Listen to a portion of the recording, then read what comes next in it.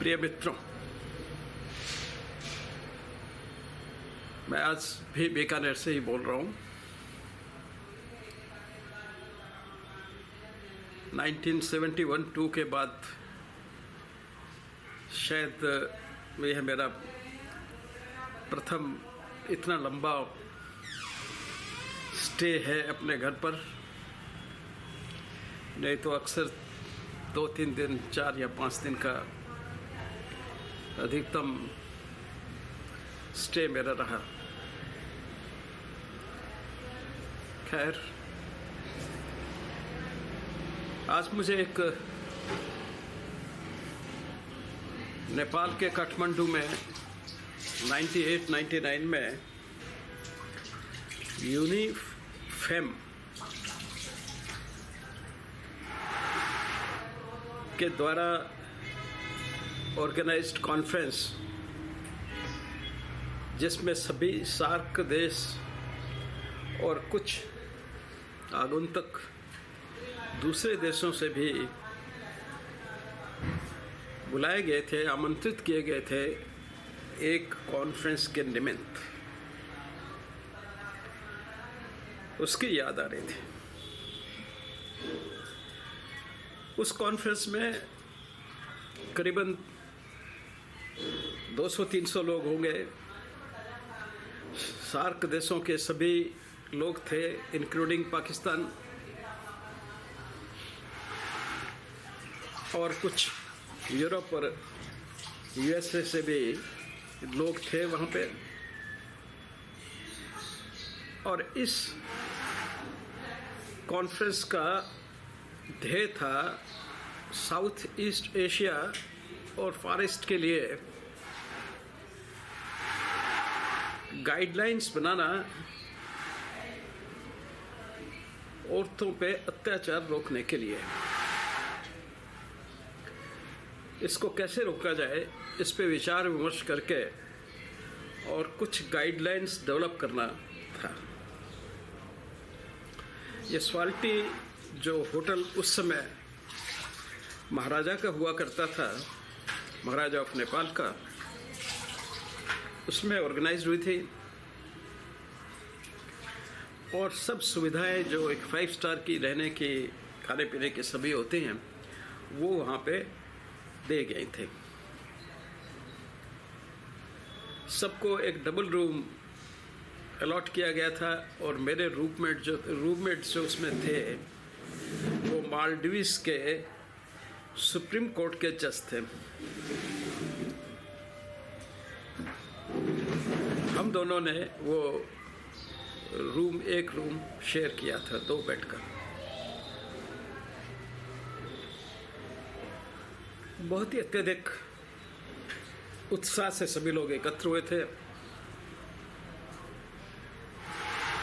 पाकिस्तान से भी कुछ बहुत अच्छे लोग वहाँ पे आए थे, जिसमें 2 नाम मुझे अच्छी तरह से याद हैं, क्योंकि उनसे दोनों से मेरा इंटरेक्शन हुआ। बाकी बहुत से लोगों से इंटरेक्शन हुआ, बहुत से लोगों से दोस्ती बने पाकिस्तान के लोगों से, लेकिन 2 नाम मुझे याद रहे क्योंकि उन्होंने उसकी कार्रवाई में काफ़ी बढ़ चढ़कर भाग लिया था। एक थी स्वर्गीय आसमा जहांगीर और दूसरे थे हामिद मीर, जो अभी भी पाकिस्तान में टीवी के चैनल और न्यूज़पेपर वगैरह शायद चलाते हैं। इन दोनों व्यक्तियों से मेरा विशेष साक्षात्कार हुआ। और हामिद मीर से मिलने की जो कहानी है, दृष्टांत है, वो बड़ा इंटरेस्टिंग है।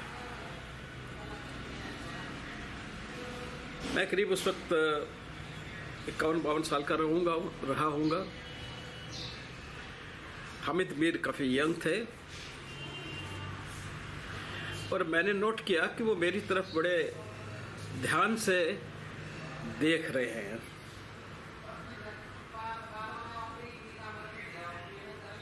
मैं कुछ समझ नहीं पाया। मैंने शायद अपने हिंदुस्तान के कोई होंगे दूसरे एक्सपर्ट फॉरेंसिक के, जिनको इन्होंने निमंत्रित किया होगा तो वो होंगे, शायद पहचानने की कोशिश कर रहे होंगे। लेकिन मैं जब वॉशरूम की तरफ गया तो वो भी मेरे पीछे पीछे आ गए। मुझे थोड़ा सा अटपटा सा लगा और मैंने वॉशरूम जाकर के जब वापस आ रहे थे तो मैंने एक थोड़ी देर के लिए उनका इंतज़ार कर लिया। वो आए, शायद वो भी मिलने के, ऐसा मेरा अंदाजा है, जो बता तो वही सकते हैं। मैं बाहर खड़ा हो गया और मैं जैसे आए उनको गर्दन झुकाकर मैंने अपना रिस्पेक्ट शो किया तो वो वहीं रुक गए।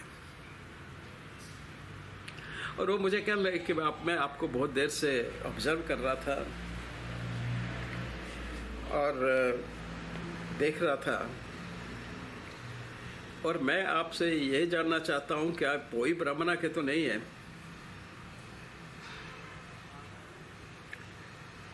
मैं बहुत ही आश्चर्यचकित हुआ। इस व्यक्ति को मेरे गांव का, जो पाकिस्तान बॉर्डर पे है, हिंदुस्तान और पाकिस्तान के बॉर्डर पे है, जम्मू कश्मीर में, इनको कैसे अंदाजा हुआ? मैंने तो कहीं लिखा नहीं है। तो मैंने उसको कहा हाँ मैं वही का ही हूँ।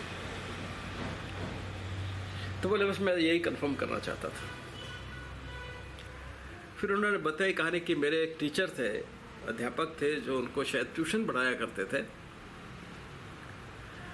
तो उनकी बोलचाल का तरीका उन्होंने मुझे बोलते सुना होगा। बोलचाल की जुबान जो है बिल्कुल आपकी तरह मिलती थी, बिल्कुल आप जैसे। तो मैंने सोचा हो ना हो ये भी वहीं के होने चाहिए। तो इसलिए मैं कंफर्म करने के लिए आपको देख रहा था, ऑब्जर्व कर रहा था, और मैंने अभी मुलाकात हो गई तो पूछ लिया। मैंने कहा हाँ बिल्कुल मैं वहीं का हूँ, और हो सकता है भी वो हमारे गांव क्या बोले नहीं, वो भी वही के थे, वही के ही थे। तो खैर हम दोनों मुस्कुराए इस एक कोइंसिडेंस पे। उसके बाद मेरी उनसे ज़्यादा बात नहीं हुई। एक बार घूमने उनके साथ में वही सड़कों पे, काठमांडू की सड़कों में निकले रात को, शाम को। फिर बाकी थोड़ा टाइट शेड्यूल था वहाँ पे, तो सारे शेड्यूल वगैरह अटेंड करते रहे। हम तो बहुत ही गहरी दोस्ती से, और उनके कारण फिर और बहुत से जो लोग पाकिस्तान से आए हुए थे, हिंदुस्तान से 2 ही लोग थे हम लोग, मैं और एक IPS ऑफिसर थी दिल्ली के, जानता था मैं उनको, वो मुझे जानते थे। हम 2 थे, लेकिन पाकिस्तान का डेलीगेशन काफ़ी बड़ा था। और फिर उनके डेलीगेशन के साथ ही मैं घूमता रहा, क्योंकि वो लेडी तो अपने काम में व्यस्त हो गई, और मैं उन लोगों के साथ में सारा जो काठमांडू वगैरह देखना था वो किया। और मुझे आनंद भी आ रहा था कि जहाँ मैं पैदा हुआ उस साइड के कुछ लोग जहाँ हैं जो मुझे पहचान रहे हैं।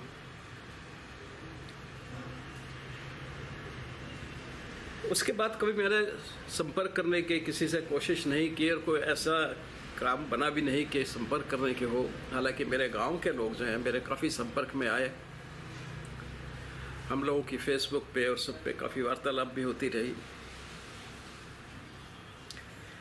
वहाँ पे सबसे बड़ी बात जो मुझे याद है वो ये थी कि पाकिस्तान के जो कुछ लोग आए हुए थे, उन्होंने वहाँ पे एक व्यक्ति ने, मैं उनका नाम भूल गया हूँ, वहाँ के अच्छे कोई माने जाने व्यक्ति ही रहे होंगे, कि सभी इनविटेशन से, बाय इनविटेशन थे, कोई अपनी मर्जी से नहीं आया हुआ था, या तो गवर्नमेंट के नॉमिनेटेड नेम थे या यूनिफेम के नॉमिनेटेड नेम थे। तो वहाँ के अच्छे कोई प्रतिष्ठित व्यक्ति ही रहे होंगे।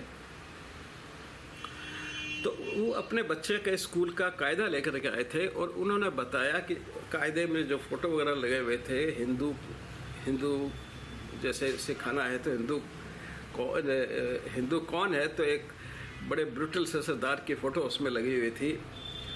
तो इस तरह से उन्होंने बताया कि इसे देखिए साहब, हमारे देश में इस तरह से पढ़ाई करवाई जाती है, जहाँ पे ऑलरेडी लोगों को, बच्चों को, छोटे छोटे बच्चों को बायस कर दिया जाता है दूसरे धर्मों के प्रति। पर यूनिफॉर्म को इसके लिए कुछ करना चाहिए, क्योंकि वो बालक बालिकाएं मेल फीमेल दोनों इस एजुकेशन को एक्सपोज है। ये तो है नहीं खाली मेल पढ़ते हैं, फीमेल भी पढ़ते हैं। तो जब दोनों लोग इस एजुकेशन को पढ़ते हैं और उन्होंने बताया कि मेरा बच्चा तो बहुत अच्छे प्राइवेट स्कूल में पढ़ता है, लेकिन कायदा जो है, बेसिक बुक्स तो गवर्नमेंट ही डिसाइड करती है, तो पढ़ानी पड़ती हैं क्योंकि एग्जामिनेशन उसी में से होगा। बड़ा टचिंग उनका एग्जाम्पल था, और भी उसमें उन्होंने बहुत सी बातें बोली जो मैं यहाँ बोलना नहीं चाहता।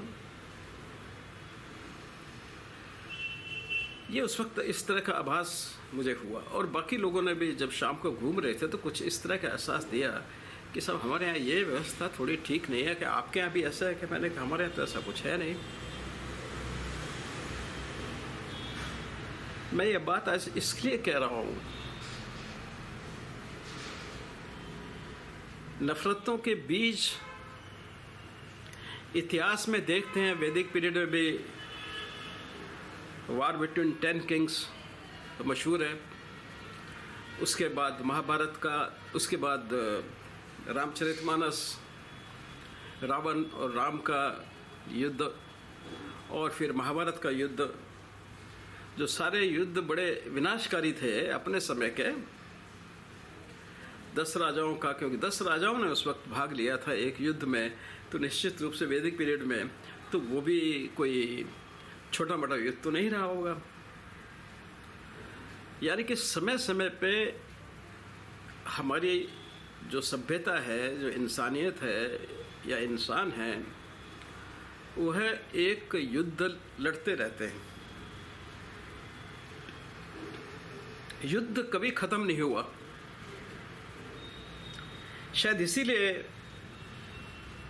कृष्ण ने कहा गीता में, यदा यदा ही धर्मस्य ग्लानिर्भवति भारत, कि जब जब धर्म की ग्लानि होगी तब तब मैं आऊँगा और साधुओं का भला करूँगा, और जो राक्षस लोग हैं उनका विनाश करूँगा, बुरे लोगों का विनाश करूँगा। हमने उसको हमेशा अच्छाई और बुराई की आंखों से उस युद्ध को देखा। लेकिन ये युद्ध यूरोप में भी होता रहा, सब जगह होते रहे। चंगेजी खान की तरह आदमी सब जगह हुए, युद्ध हुए, जहाँ पे लाखों लोगों को मारा गया। अलेक्जेंडर चला, जिसको हम अलेक्जेंडर ग्रेट कहते हैं, मुझे नहीं मालूम क्यों कहते हैं। कितने लोगों पे उसने अत्याचार किया होगा। सबसे बड़ा अत्याचार तो वो जो लोग उनके साथ चल के आए, और फिर वो सेल्यूकस को यहीं छोड़ गए, यहाँ का राजा बना करके, जीत करके।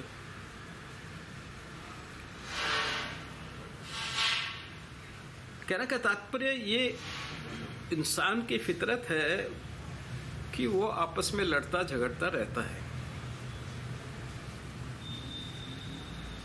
और वो अभी तक समाप्त नहीं हो पाई, और धर्म की ग्लानि होती रहेगी, और कृष्ण का प्रादुर्भाव होता रहेगा।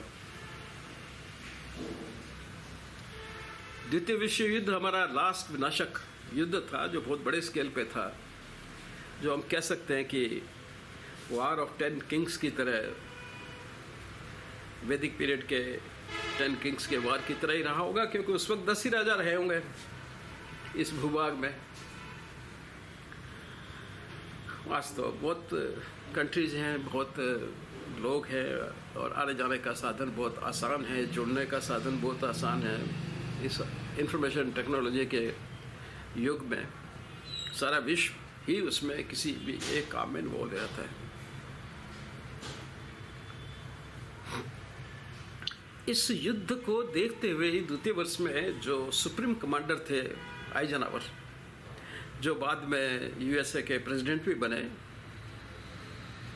तो आइजनहावर ये मित्र देशों की जो फोर्स थी उसके सुप्रीम कमांडर थे। उन्होंने एक आदेश दिया अपनी आर्मी को कि जितने फ़ोटो ले सकते हैं फ़ोटोग्राफ लो, जितने वीडियो बना सकते हो उतने वीडियो बनाओ, जितना डॉक्यूमेंट हाथ में ले सकते हो डॉक्यूमेंट लो, क्योंकि जिससे आने वाली पीढ़ियां ये विश्वास कर सकें कि हमने ऐसा किया था।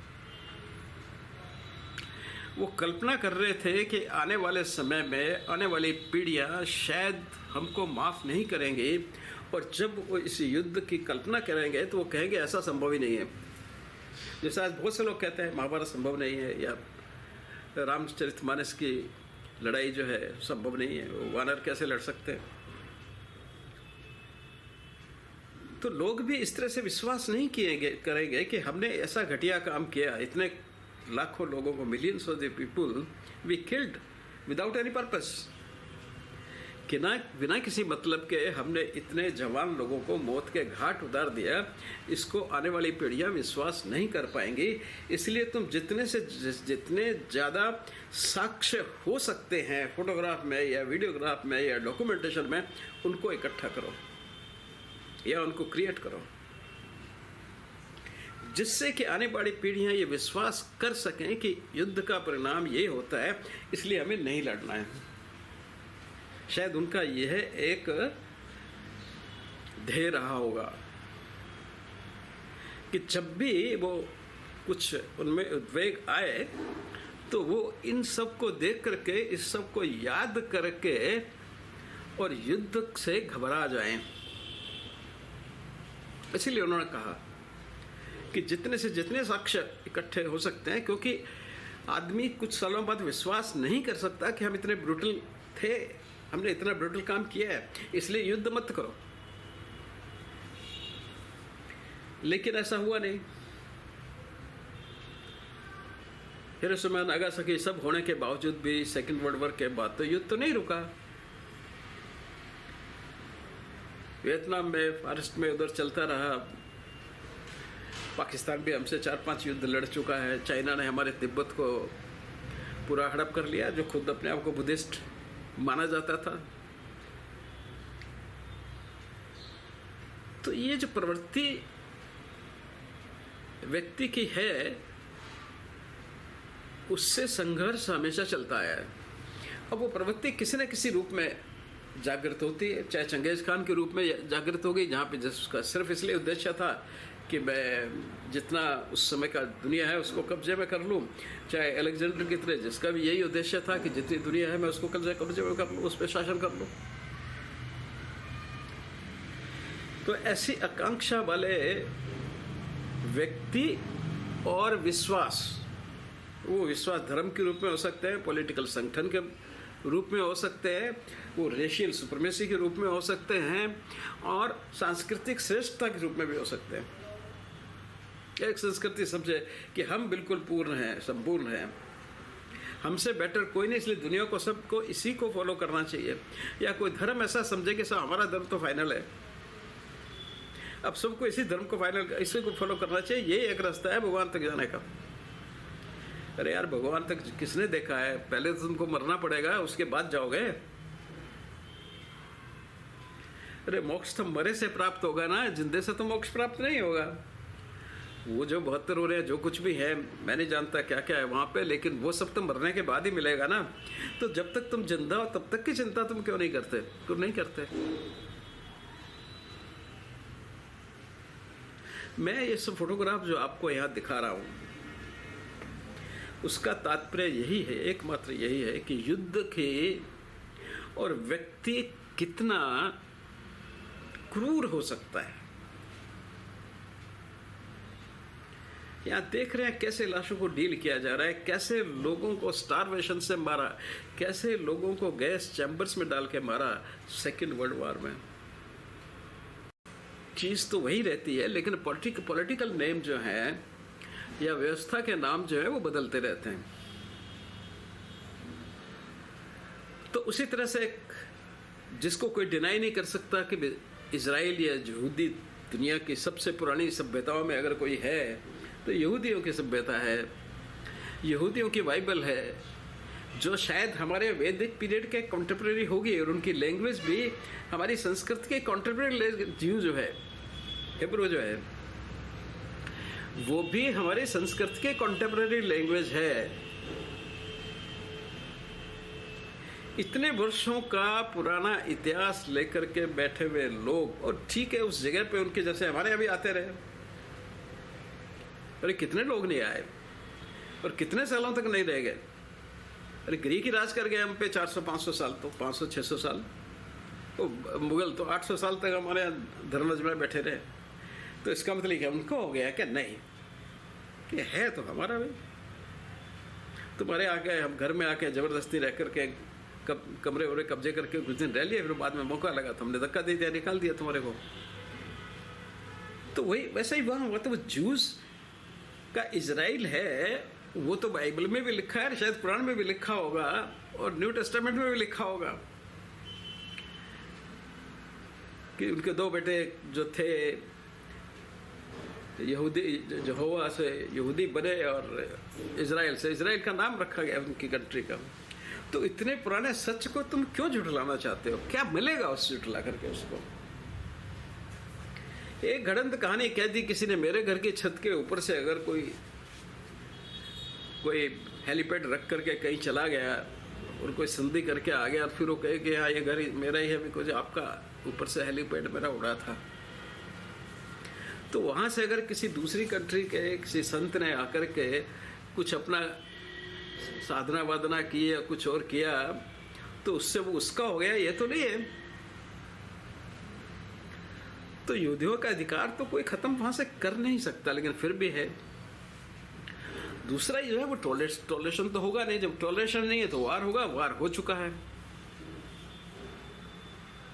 अब एक बात और मुझे समझ में नहीं आती कि इतने सारे उनकी ही जो धर्म के लोग हैं, फिर बिलीफ के लोग हैं, मैं धर्म नहीं कहूँगा, जो बिलीफ के लोग हैं, वैसा ही बिलीफ करने वाले लोग हैं, वो सब पीड़ित हैं, दुनिया भर में पीड़ित है। भाई तुम किस बात के लिए पीड़ित हो? तुम तो आराम से वहां बैठे थे, और अगर तुमको इतनी ही पीड़ा है तो छोड़ो ये सब, जाओ वापिस वहां पे अपने।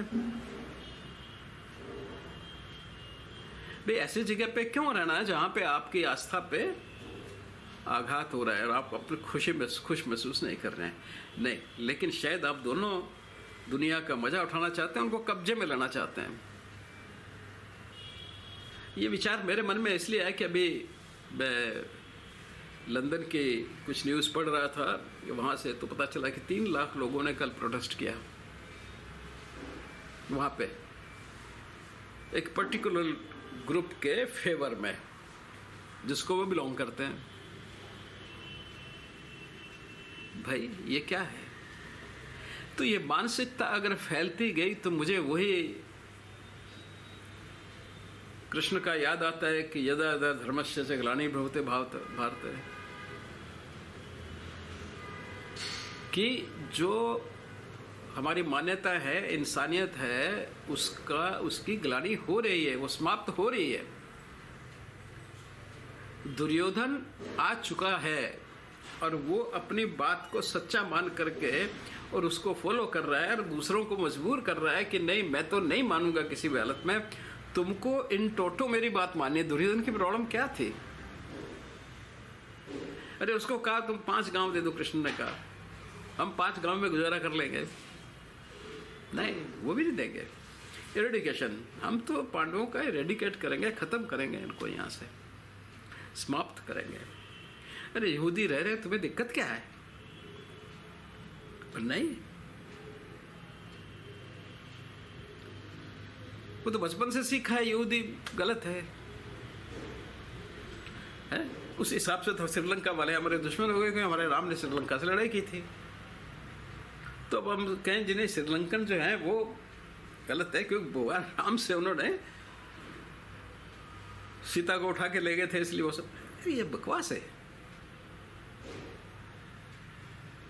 वो हुआ होगा, उस जमाने की परिस्थितियां कुछ अलग रही होंगी। जो कुछ हुआ वो एक इतिहास है, यानी बीत गया, वो पुराना है। उस पर कोई आप अपना मान्यताओं को नहीं मान सकते। उन आधारों पे अब लड़ना एक बहुत बड़ी बेवकूफ़ी है, और जो कर रहे हैं वो मुझे लगता है कि इस बेवकूफ़ी करने से मानेंगे नहीं। तो फिर दुनिया का क्या होगा? वो यही होगा जो आप इन फोटोग्राफ्स में देख रहे हैं। ये मान के चलें, ये फोटोग्राफ 70 साल पुराने हैं।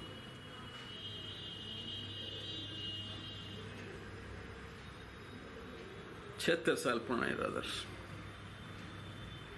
अब जो विनाश होगा वो बहुत विकराल होगा। अब जो विनाश, अगर उस तरह का विनाश हो गया, वर्ल्ड वॉर हो गया, तो वो विनाश बहुत ही विकराल रूप लेकर आएगा।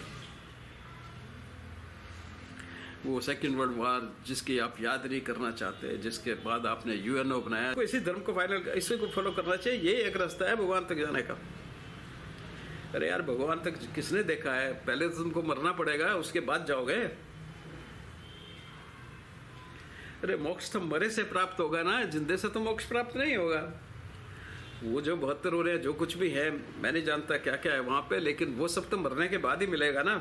तो जब तक तुम जिंदा हो तब तक की चिंता तुम क्यों नहीं करते? तुम नहीं करते। मैं ये सब फोटोग्राफ जो आपको यहाँ दिखा रहा हूँ,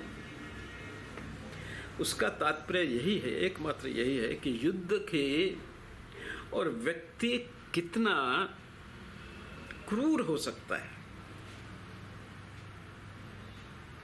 यहाँ देख रहे हैं कैसे लाशों को डील किया जा रहा है, कैसे लोगों को स्टारवेशन से मारा, कैसे लोगों को गैस चैम्बर्स में डाल के मारा सेकेंड वर्ल्ड वॉर में। इस क्रूरता को क्या हम सुधार सकते हैं क्या? यह सबसे बड़ा प्रश्न है।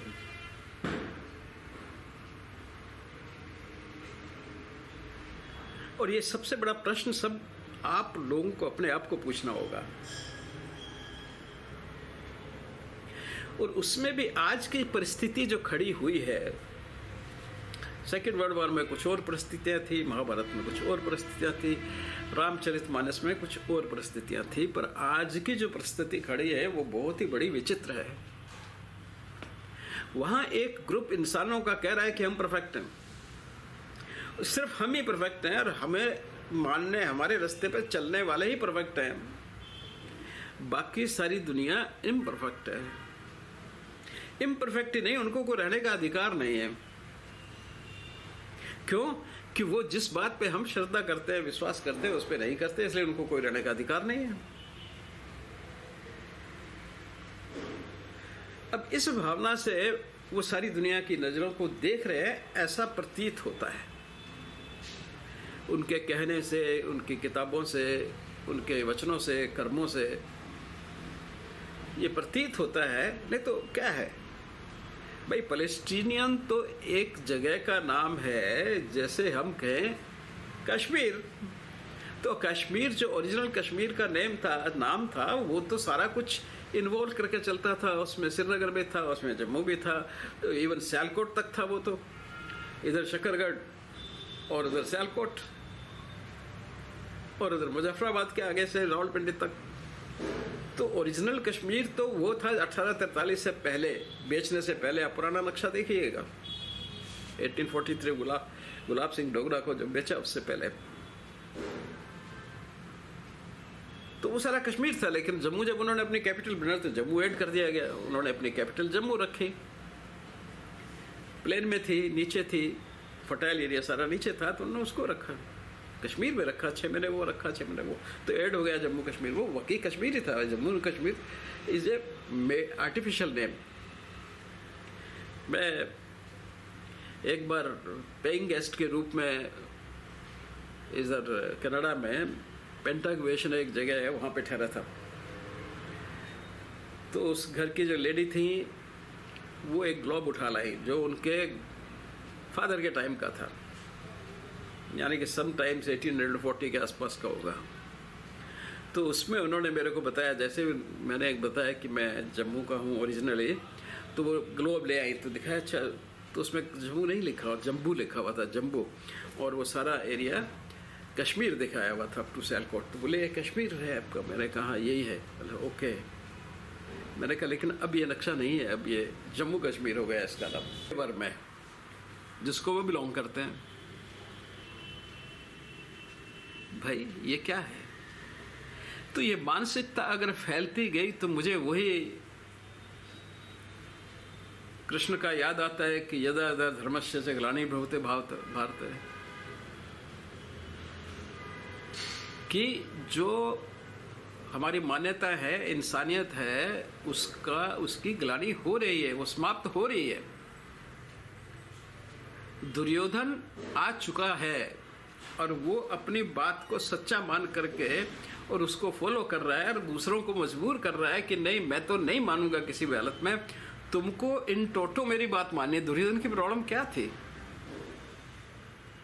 अरे उसको कहा तुम 5 गांव दे दो, कृष्ण ने कहा हम 5 गांव में गुजारा कर लेंगे। नहीं, वो भी नहीं देंगे। इरेडिकेशन, हम तो पांडवों का इरेडिकेट करेंगे, खत्म करेंगे, इनको यहां से समाप्त करेंगे। अरे यहूदी रह रहे, तुम्हें दिक्कत क्या है? पर नहीं, वो तो बचपन से सीखा है यहूदी गलत है? उस हिसाब से तो श्रीलंका वाले हमारे दुश्मन हो गए कि हमारे राम ने श्रीलंका से लड़ाई की थी।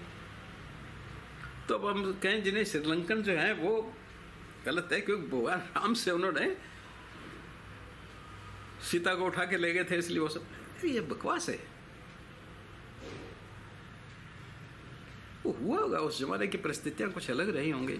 जो कुछ हुआ वो एक इतिहास है, यानी बीत गया, वो पुराना है। उस पर कोई आप अपना मान्यताओं को नहीं मान सकते। उन आधारों पे अब लड़ना एक बहुत बड़ी बेवकूफ़ी है, और जो कर रहे हैं वो मुझे लगता है कि इस बेवकूफ़ी करने से मानेंगे नहीं। तो फिर दुनिया का क्या होगा? वो यही होगा जो आप इन फोटोग्राफ्स में देख रहे हैं। ये मान के चलें, ये फोटोग्राफ 70 साल पुराने हैं।